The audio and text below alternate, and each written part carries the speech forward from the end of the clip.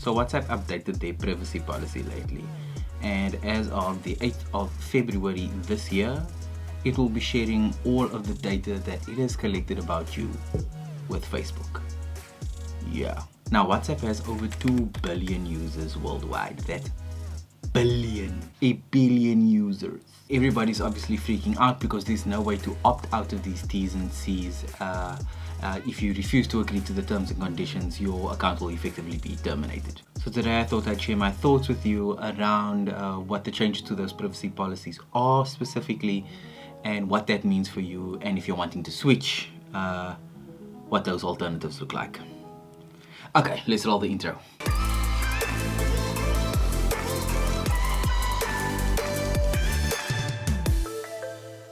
Away and welcome back. My name is Zoey Black. Now this is a little bit of a weird video for this channel, but it's been all over my social media and I've been a user of WhatsApp for years now. And it's something that's been kind of bugging me for the last little while since WhatsApp updated the privacy policy, and I thought I'd just make this video and share my thoughts with you. So what specifically does the new WhatsApp policy entail? So while WhatsApp does have end-to-end encryption, which effectively means that WhatsApp is unable to read your messages, so it's encrypted on your device, gets sent to the other person's device, and is unencrypted on that side. So WhatsApp is still unable to read your messages, but it is collecting a whole bunch of other data from you. That is a little bit concerning. Now in the old privacy policy, there was a line that introduced that bit of T's and C's that read something like this. Respect for your privacy is coded into our DNA. Since we started WhatsApp, we've aspired to build our services with a set of strong privacy principles in mind.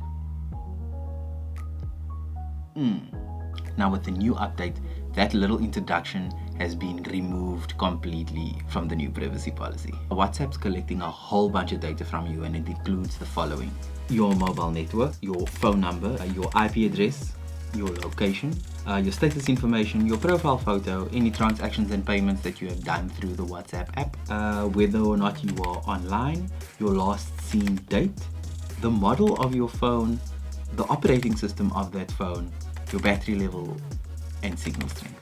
That's a whole bunch of data that WhatsApp's collecting from you, and the question is, what of that data is being shared with Facebook? And the answer is pretty much all of it.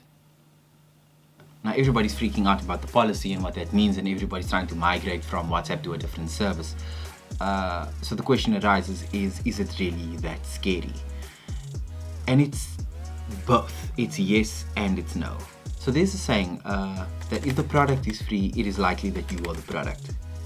And so what that means is that all these services that are free, so this includes things like WhatsApp, Instagram, Facebook, Messenger, Google services. All of these services are provided to you free of charge, and when you accept the T's and C's of using that service, those companies are entitled to collect certain data from you. And the collection of that data is to build a profile about who you are, what your interests are, what you like, what you don't like. And they use that information to sell ads to you. So these companies are effectively providing you with a free platform in order to collect data from you, in order to sell you to someone else. And so really the users of these platforms aren't necessarily the clients of these companies. Their clients and the people that they serve are people who pay for ads. Yeah. Now the collection of data is nothing new. If you've been using any kind of Google service throughout your life, if you've ever entered a Google search, if you've used Google Maps to travel, if you use Gmail, if you use any of those related services, Google is also tracking a whole bunch of information about you and collecting a profile about you. Google has so much information on us, it is totally terrifying. While that is very, very scary in terms of the sheer amount of data that has been collected and used to sell things to you through targeted advertising, at the same time, these things have been going on forever. If you're using services like Facebook, like Instagram, like Twitter, WhatsApp now as well, Google, then your data is out there for mining. Now with all of that information, it's kind of like, do you want to move from WhatsApp? Now, WhatsApp is really difficult because it's been so part of the fabric of how we communicate with one another for the longest time. And so moving from one platform to the other can be a little bit tricky. If there was ever a time to make a move from WhatsApp to another platform, now would probably be that time. If you're wanting to move from WhatsApp to another service, you can't just delete the app. One of the things that you have to do is go into your settings in your WhatsApp and run all the way down and find delete my account. If you just delete the app, it just deletes the app from your phone, but all that information gets retained on Facebook's servers, and so it can still use that information to send you targeted ads on Facebook or on Instagram or whatever platform that they are connected to. So in terms of alternatives to WhatsApp, there are two very big competitors who are competing for that space now. The one is Signal and the other one is Telegram. Now Telegram has been around for quite some time and there are many users on Telegram. I also use Telegram myself and it has a whole bunch of features which is really amazing. The other alternative is an app called Signal, which was designed by the same guy that used to own and design the WhatsApp app before it was bought by Facebook.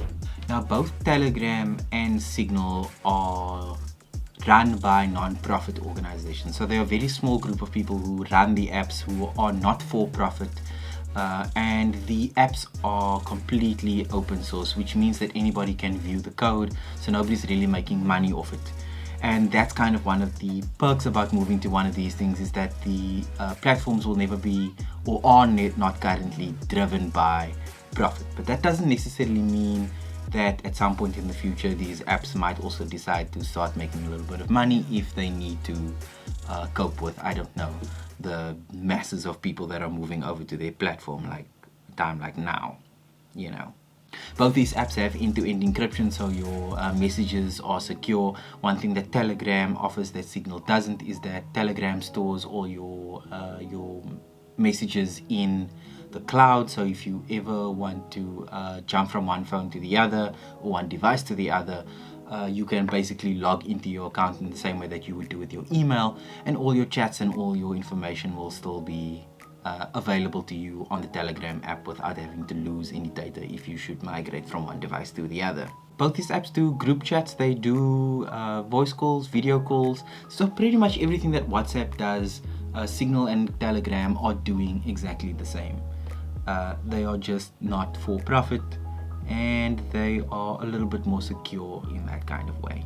Now I've been thinking about this for a little while and I'm not quite sure whether or not to move from WhatsApp to a different messaging service, because I am so heavily integrated into Instagram and Facebook already that effectively Facebook already has all of this data on me already, if that makes sense. Really not sure if moving my WhatsApp or my messaging service over to another messenger is actually going to really make that much of a difference, given that I'm so active on Instagram and Facebook already, and I know many people are. I mean, I don't know. Let me know in the comments if you're deciding to move over from one messaging app to the other, and if you think South Africans really care about their privacy and how their data is being collected enough to, you know, make that switch. As always, if you've been enjoying this content, please remember to hit that subscribe button and turn the bell on for notifications.